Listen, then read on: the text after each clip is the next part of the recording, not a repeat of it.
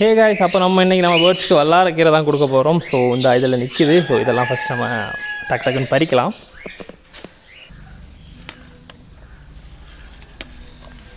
தேவையான அளவு நம்ம பறிச்சாச்சு. இப்போதைக்கு நம்ம பேர்ட்ஸ்க்குள்ள போதும். இனி எல்லாத்தையும் அதோட கேஜில் போட்டுடலாம். கொஞ்சம் உடனே சாப்பிட தொடங்கிடுவாங்க. பீன்ஸ் நீங்கள் கடையிலேருந்து வாங்குறீங்கன்னா கண்டிப்பாக வாஷ் பண்ணி போடுங்க. ஸோ நம்ம எந்த ஃபர்டிலைசர் எதுவுமே யூஸ் பண்ணுறது கிடையாது. நம்மகிட்ட சும்மா வளர்றது தான், தண்ணி ஊற்றுறதில்ல.